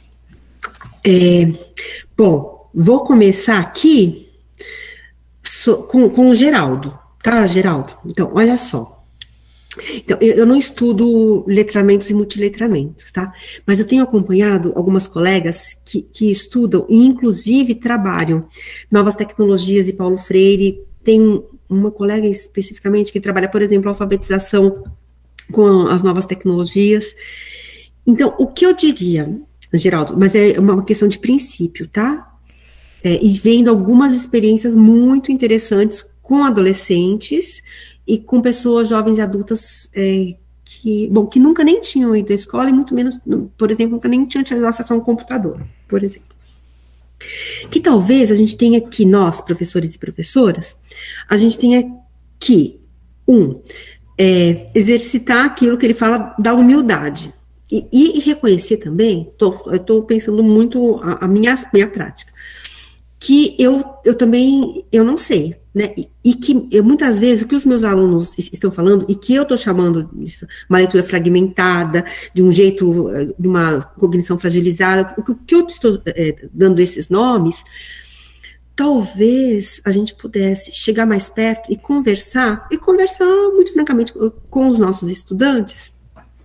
E aí, quem sabe a gente conseguiria, junto com eles, pensar uma estratégia com o objetivo de acessar todo o conhecimento produzido pela humanidade, né? Inclusive aqueles que eles trazem. Essa é uma coisa. E de outro, então, sempre de tentar entender, né, como é que esses estudantes, eles produzem, de onde eles partem para produzir isso que a gente está chamando, nós, né, de fragmentado e fragilizado. A outra coisa ir sabendo que tipo de conhecimento eles têm mobilizado desta forma. E aí, então, a partir disso, talvez a gente conseguisse estabelecer pontes com o conhecimento que nós, né, eu estou falando da minha geração, por exemplo, a forma de produzir conhecimento que a gente conhecia, que mudou, né? E terceiro, uma coisa que eu acho bem importante é a gente se aproximar desses grupos que estão estudando e pesquisando especificamente esta realidade, né, que eu sei que é desafiadora para todas nós, mas ouvindo, né, e participando de algumas atividades, parece que também ela traz muitas possibilidades, né, e a professora Jarina, da Federal de São Carlos, ela fala assim pra gente, olha, calma, primeira coisa, calma, e a segunda coisa, vamos lembrar que quando Paulo Freire começou, o jeito dele produzir ou estimular a produção do conhecimento, que ele usava slides, né, que na época era uma coisa absolutamente revolucionária, também uma das críticas era essa, onde não tem texto, não tem nada, são imagens, então acho que a gente precisa e se aproximar da realidade e tentando compreender, né, e a gente também, sei lá, se despir um pouco daquilo que a gente acreditava, né, que está tão sedimentado, que é um jeito de produzir conhecimento. Então, não sei se eu respondi, na verdade estou aqui, é uma conversa entre professores e professoras, né, estou dizendo o que eu estou tentando fazer, né, as estratégias para enfrentar isso que você está colocando, que sim, né, invade as nossas salas de aulas e desafia. Júlio, olha só, quando você fala sobre esse momento que a gente está vivendo, né, que o empreendedorismo, que, digamos assim, é um degrau abaixo da educação bancária, eu diria o seguinte, o empreendedorismo é uma forma de educação bancária, né, e que agora mobilizando interesses de uma elite deste momento, né, em outros momentos de outra forma, né, mas é sempre a mesma coisa, que é sempre uma educação que concorre para que as pessoas não pensem, né, porque se as pessoas não pensam de forma autônoma, evidentemente as estruturas estão mantidas. Se a gente retira da educação todo o potencial transgressor que vem com a autonomia, está tudo ok, né, e aí neste momento histórico, né, inclusive pela fase do capitalismo que a gente enfrenta, e o papel que o Estado assumiu, ela adquire esse nome. Como enfrentar? Tem um texto do Paulo Freire que é super bacana, aliás, é lindo, que é uma conversa dele com educadores e educadoras populares da Bahia, e ainda durante a ditadura militar. E aí ele fala, ele vai falando, dando conselhos, digamos assim. Lá pelas tantas, as pessoas dizem assim, mas como fazer uma educação libertária, uma educação para a autonomia, para a liberdade, num contexto como o nosso, que é um contexto de opressão, né? Aí ele falou, primeira coisa, a gente tem que conhecer a realidade e saber com quem a gente está lidando. Então, identificar de onde é que vem esse movimento, quem é que está falando, o que está em jogo. Ele falou, a segunda coisa, a gente tem que desenvolver a manha. Ele falou assim, a manha é algo do Brasil. A gente tem que aprender a ser manhoso e manhosa. Ele falou assim, a manha é aquilo que permitiu às pessoas oprimidas, desde que o Brasil é Brasil, sobreviverem. É um jeito de lidar com a realidade e descobrindo as brechas. E descobrindo onde é que a gente pode se infiltrar para transformar e para resistir. Mas eles sempre pensando que quem são os parceiros com quem a gente pode estabelecer alianças. E, sabe, quando eu li esse texto, eu fiquei pensando, nossa, é um texto recente, é de 2020. Que interessante, porque se a gente pensar, cabe exatamente para este nosso momento, né? Por isso ele é um clássico, né? Ele continua sendo atual. E me parece, Júlia, que tem algumas escolas, que tem alguns grupos de educadores e educadoras que, estabelecendo relações de confiança mesmo, né, entre pares e com a comunidade, tem construído outras possibilidades de educação. É assim, ó, claro, bom seria se a gente tivesse um Estado que pensasse que a educação como um instrumento de conscientização, ou como um meio de atingir a autonomia, respeitando educadores e educadoras, a autonomia de educadores e educadoras, o intelectual, tudo bem, mas nós não temos. Então, a bola está com a gente, né? A gente ali, no nosso fazer cotidiano, com o nosso grupo, nas nossas escolas e com as comunidades. Tem uma aluna minha que, interessante, quando esse presidente que está aí foi eleito, né, as pessoas estavam ficamos todas muito assustadas, né, e uma aluna disse o seguinte, professora, na escola tal, que é uma escola que a gente acompanha, ela falou assim, interessante como esses discursos como chama aquilo? A mamadeira de piroca, essas fake news não colaram, e a gente percebe e no colégio eleitoral, né, os votos. Por que não colaram? Porque o projeto político-didático-pedagógico da escola, ele foi construído com a comunidade, e para construir o projeto político-didático-pedagógico e desenvolvê-lo, a gente mobiliza produção de conhecimento, né? Então, essa produção de conhecimento foi a formação que as pessoas ali fizeram juntos, comunidade escolar e comunidade externa, e eu diria, naquela escola, em outras, né, que eu tenho notícias, as pessoas têm conseguido burlar e resistir, e tem sim, né, gente, ali no seu cotidiano, construído a educação como prática de liberdade, né, uma educação com sentido. Então, a palavra são duas palavras, resistência e manha, né, a gente tem que, para sobreviver. O papel das ONGs na educação pública. Eu acho assim, não dá para discutir o papel das ONGs na educação pública sem discutir o papel do Estado. O problema não são as ONGs, o problema é o Estado brasileiro, né, que abre mão, transfere a sua responsabilidade. Então, se a gente pensar no exemplo da década de 90, essa já era uma tendência. O que aconteceu? O presidente de então, o presidente Fernando Henrique Cardoso, surfou na onda, né, e passou a educação, a alfabetização toda para uma ONG. No momento seguinte, a gente teve um outro governo com um pensamento, né, alguns princípios um pouco diferentes, e assumiu a responsabilidade. Então, eu penso o seguinte, a educação é exatamente o que está na nossa LDB, que, aliás, foi construída com os movimentos sociais. Poderia ter sido melhor, se a correlação de forças fosse mais interessante, mas, né, é o que deu para fazer, e ela avança. Então, a educação é um dever do Estado. A sociedade pode, sim, participar de muitas maneiras, né?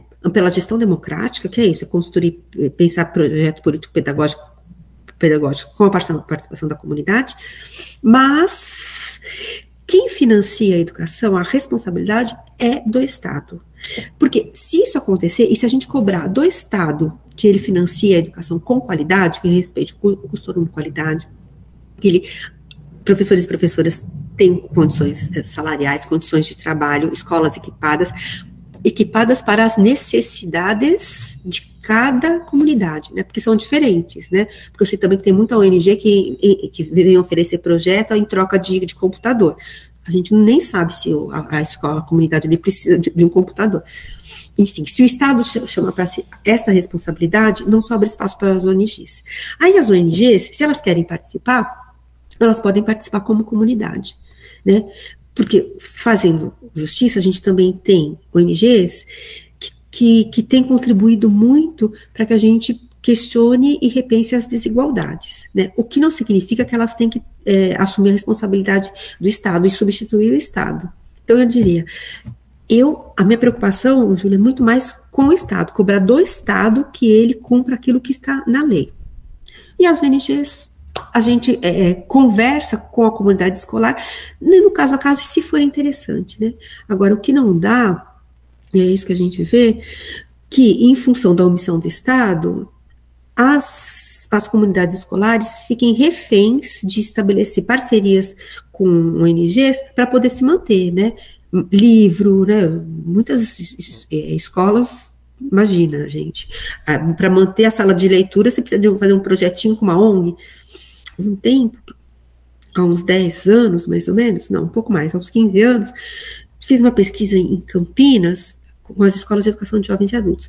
Tinha uma escola que ela tinha 9 parcerias com ONGs diferentes, com 9 projetos, então que estabeleciam 9 temas que os professoras e professores tinham que se virar para abordar, que era em troco do data show, do livro, de pagar uma pessoa para a sala de leitura, do acervo, percebe? Elas entram onde o Estado deixa. A gente cobra do Estado, né? E acho que é isso. Agora, vamos lá, Vitória, olha só. Como começar a ler Paulo Freire? Acho assim, pode começar por qualquer obra, mas eu acho que sempre é bom ler coletivamente. Então, monta um grupinho de pessoas interessadas, 2, 3, com quem você quiser. Pessoas de dentro do IFE, pessoas de fora, monta um grupo, escolhe uma obra. Eu comecei pela pedagogia do oprimido, né, que nem eu contei para vocês, porque foi o movimento de alfabetização que me estimulou, né. Mas uma coisa bacana, por exemplo, é seguir a ordem cronológica, então, em alguns momentos, fazer umas paradas para entender o contexto histórico. Então, por exemplo, para discutir educação como prática da liberdade, pega, de repente, um colega que gosta de história, prepara ali e conta e compartilha com o grupo o que estava acontecendo no Brasil e no mundo naquele momento, que foi, né, que influenciou a escrita. E aí pode ir fazendo a sequência. Eu vou contar para vocês o que eu faço na UC, que na verdade os estudantes é que pedem. A gente faz assim, ó, educação como prática da liberdade, pedagogia do oprimido, pedagogia da esperança, pedagogia da autonomia. A gente lê 4 obras. Mas aí teve uma turma que não se contentou, então a gente teve que abrir para 6 obras. Aí, então, porque o grupo queria ler também Cartas a Guiné, e também o grupo queria ler Extensão à Comunicação. Então foi um semestre bem intenso, tá? Mas é isso, dá para começar de qualquer canto, mas o que importa é a companhia. É sempre bom ler coletivamente. Outra coisa, não caiam na armadilha, que é um blá blá blá, que diz assim, ai, não, mas é uma linguagem rebuscada, não dá para entender nada que ele fala. É assim, ó, gente, primeiro, né? Escreveu em português. Nós, na vida, não passamos lendo tantos autores que escreveram em outras línguas e umas traduções que às vezes não faz o menor sentido pra gente.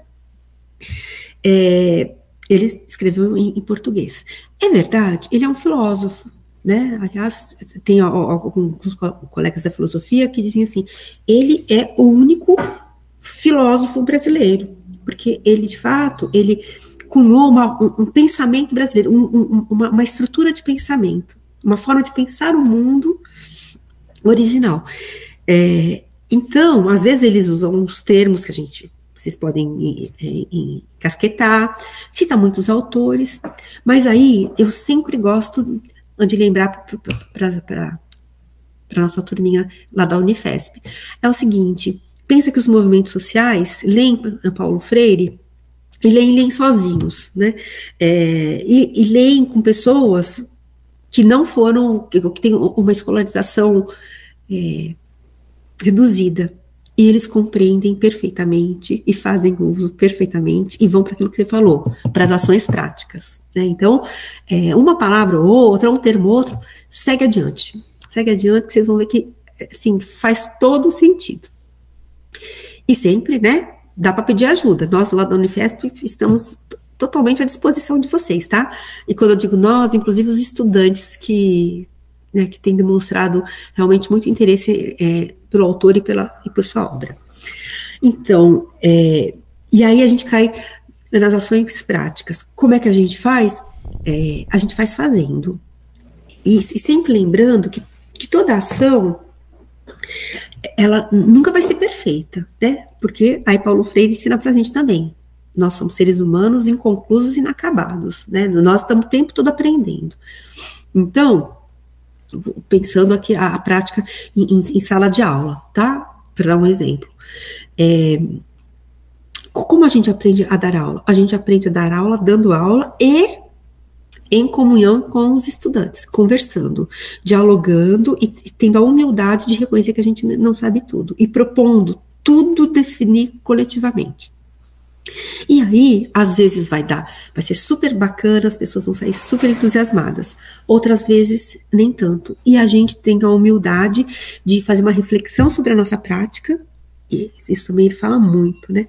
O tempo todo. Vamos olhar se o que a gente fez, de fato, foi bacana. E se não foi, ao invés da gente tentar culpar o estudante, porque não leu, porque não sei, que tal a gente fazer junto? Por que é que não rolou? Por que não deu certo? Por que a gente não conseguiu atingir o nosso objetivo?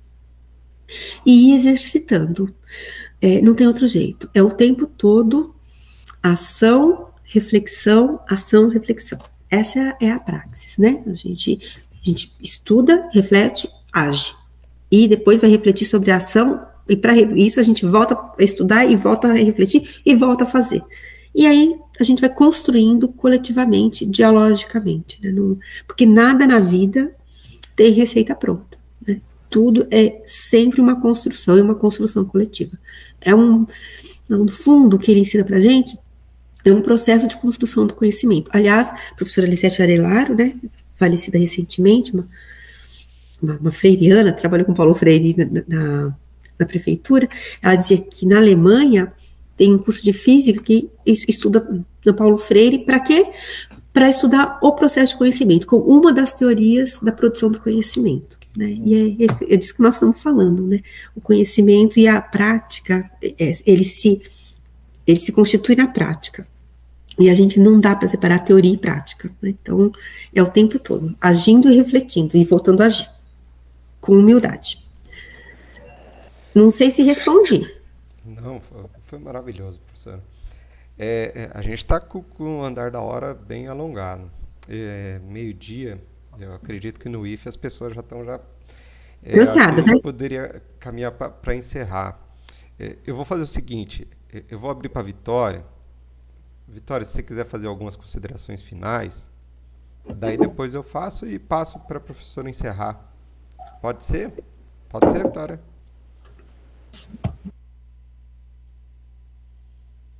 Oi, pode ser. Na verdade, eu gostei muito da apresentação. Li alguns artigos da senhora sobre educação na prisão. Achei muito interessante. Só queria agradecer a presença e a contribuição aqui no debate. E volte sempre. Obrigada, professora. Obrigada, professor. Alguém quer falar alguma coisa? Não? Quer falar alguma coisa? Só agradecer. A professora Rosa está agradecendo também. Não, professora Rosa. Prazer, professora Rosa. Assim, eu vou fazer um rito aqui para não ser...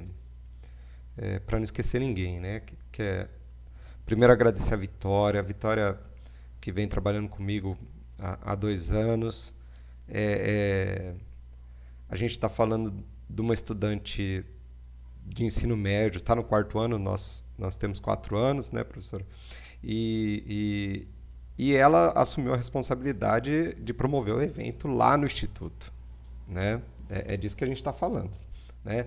Então, é uma jovem com iniciativa e que dá a gente como professor, a esperança volta, né? A Rainelli, que está também colaborando, ela não apareceu aqui porque ela está atuando nos bastidores, né, que também é bolsista comigo há 2 anos, né, vem fazendo um trabalho, a gente já fez um trabalho de entrevistas ano passado, que está no canal nosso do YouTube, várias entrevistas com pessoas, agentes que atuam nas periferias das cidades daqui da Baixada, tem coisas muito interessantes. Esse ano a gente está com um projeto mais ambicioso, que é sair em loco, ir para as periferias e conversar com as pessoas, né? Então, são os desafios que a gente está montando. Enfim, eu vou agradecer, professora, mas eu vou agradecer fazendo o último questionamento também, tá? E colocando algumas considerações. Eu sou geógrafo de formação assim inteira, né? Eu tenho graduação, mestrado e doutorado tudo na geografia. Mudei de escolas, né? Saí da Unesp, fui para a Unicamp, enfim. Vim para o Instituto Federal, pensando, aqui sendo honesto, pensando no Instituto como um degrau, né? Para ir para a universidade, mas acabei fincando raízes, me apaixonando pelo Instituto Federal, me apaixonando por atuar no ensino médio com ciência e extensão e ensino. Então, assim, né, tenho verdadeira paixão pelo Instituto, pelo projeto que é o Instituto Federal, sabe? Acho encantador, né? A partir do momento que eu passei a entender que é o que você acabou de dizer, né? Que é você aprender a ser professor atuando. E isso eu me identifico muito, tá? Como geógrafo, eu optei pelo Paulo Freire também, primeiro, por ser o brasileiro mais citado no mundo, né? Sem dúvida o nosso intelectual. Não vou me hierarquizar, mas é o nosso maior intelectual, quantitativamente, vamos dizer assim, pelo menos isso, né? Em relação às citações do mundo. E foi um intelectual, de aí pensando no projeto aqui que a gente está desenvolvendo, que é para conhecer o Brasil como formação socioespacial, né? Que ele é um Brasil, né? É um país de dimensão continental, temos características homogêneas, mas também é repleto de heterogeneidade. É heterogêneo, né? Tem várias formações socioespaciais dentro do Brasil, né? O Brasil tem tempos diferentes. E o Paulo Freire, ele é um intelectual, né, que avança no Brasil profundo, né? Que num momento de industrialização no Brasil, tal, ele sai do lugar comum, né, do discurso de vamos crescer, né, crescimento, desenvolvimento, tal. Não, ele vai falar assim, não tem como fazer isso, porque a gente tem esse Brasil aqui, né? E ele vai no Brasil real, no Brasil profundo, que é o Brasil do analfabetismo, o Brasil da miséria, o Brasil em que você tem ali a prática da desumanidade, né? Na verdade, não é desumanidade, né? De tratar o humano como um sub-humano, né? Então, eu acho que essa é a grande obra do Paulo Freire, né? Que é avançar. Você vê, eu estou falando do ponto de vista geográfico, né? Que é avançar no Brasil profundo, né?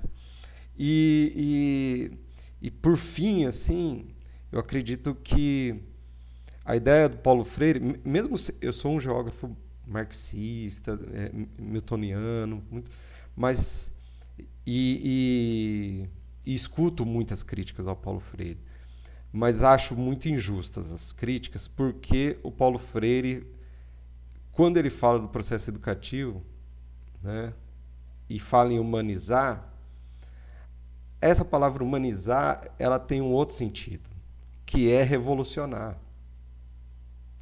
A revolução, o mundo que a gente quer, o novo mundo, ele só vai se tornar possível a partir do momento em que o que o Paulo Freire pensou, né, das pessoas terem autonomia, das pessoas terem o saber, né, terem serem poder, né, serem potência, se concretizar. É aí que o nosso novo mundo vai surgir. Tá? Então, assim, para finalizar, para receber aí suas considerações finais, eu queria te perguntar da importância do Paulo Freire nessa construção do Brasil. O que é o Paulo Freire para o Brasil, né? Para essa formação socioespacial que é o Brasil. E aí você junto com meus agradecimentos, eu agradeço imensamente mesmo a contribuição, a boa vontade, assim, o privilégio da gente ter você aqui e assim, falar que foi muito legal, eu aprendi muito pessoalmente e, enfim, que fique registrado aí e que nossas portas do IFE estão abertas, né? Falar isso em nome da instituição também, tá? Muito obrigado. Bom, assim, não tenho nem como dizer obrigada para vocês, né? Porque foi realmente um presente estar aqui com vocês. Também aprendi muito, viu, Júlio? Agora eu gostei demais dessas suas considerações aí da geografia. Muito, muito bacana. E Vitória, parabéns, Vitória Raineri, é isso? Olha aí, vocês atuando fortemente na extensão, hein? De inspiração freiriana, vocês, muito bem. Parabéns, viu, pelo empenho de vocês, pelo gosto, pelos estudos, né, porque é isso que vocês estão fazendo, vocês estão estudando quando vocês organizam essas atividades, e por vocês ocuparem um espaço que é de vocês, né, que é o espaço da educação pública, é o espaço do IFE, então, parabéns, e um prazer conhecer vocês. Antes de fazer as considerações finais aqui, só dizer, nós ali na Unifesp, as portas estão abertas, na nossa EFELESH, quiserem participar do nosso grupo de estudos, estão convidadíssimas e espero ficar em contato. Sobre as considerações do Júlio, né? Paulo Freire, a importância do Paulo Freire no Brasil. Eu vou falar de uma forma muito simples e muito resumida, que, não sei se vocês acompanharam, há uns 10, 15 dias, o Gessé de Souza lançou um livro, né? O Brasil dos Humilhados. E no debate de lançamento, ele vinha explicando para a gente, e vinha apresentando toda a construção brasileira, para a gente chegar nesse ponto da gente viver em um país em que a gente convive muito tranquilamente com a ideia de que existem grupos que são constantemente humilhados, de diversas maneiras. E aí, esse conceito de humilhação, ele trabalha, mas o que mais chama a atenção é como parte do pensamento e da intelectualidade brasileira, e Gessé de Souza mostra isso no livro, concorreu para que essa ideia também fosse se fortalecendo, a ideia de que realmente nós aqui, nós somos uma gente que, ok, nós sermos humilhados, né? E tem grupos que realmente é menos gente mesmo e tem que ser humilhado. E aí ele cita vários intelectuais que, de uma forma, inclusive colonizada, né, sempre pensam o Brasil e procuram estabelecer relações de comparações com outros países que são ditos educados e avançados e culturalmente superiores, sempre buscando formas de dizer que nós aqui realmente nós somos inferiores, então nós merecemos essa humilhação. E ouvindo ele falar, citando vários autores, alguns autores que, nossa, puxa vida, né, eu li quando eu estava aí, eu nunca tinha pensado dessa forma, o quanto a forma de escrever desse autor que pensou Brasil, que pensa Brasil conceitual, de uma forma progressista, né, e alguns, inclusive, mobilizando referenciais marxistas, o quanto este pensamento também concorre para colocar a gente neste lugar da humilhação. E aí me ocorreu uma coisa, eu falei, interessante, porque talvez Paulo Freire tenha sido o primeiro intelectual, o primeiro pensador que pensou o Brasil de uma outra forma. Que, muito pelo contrário, ele tentou desmistificar essa ideia de que nós aqui, nós somos de um jeito e que esse nosso jeito de ser, por razões históricas, e aí, né, todo o racismo é incutido, por que nós somos desse jeito, porque afinal de contas nós tivemos muita influência de povos africanos e de povos indígenas, e sempre essa coisa de desqualificar o Brasil, como Paulo Freire desmistificou e desnaturalizou, e como ele colocou, deu nome, como ele falou, ó, existe um grupo que faz isso, e faz isso intencionalmente, e que faz isso por interesse, esse grupo, que a gente chama das elites, ele chama dos opressores, e como existe um outro grupo que está sendo enrustido, e o tempo todo está sendo dominado, e muitas vezes de forma muitas pessoas falam simbólica, mas que não são formas simbólicas, né? Quando você faz uma pessoa acreditar que ela é menos, deixa de ser simbólico e passa a ser muito concreto, né? Porque a pessoa começa a agir como menos.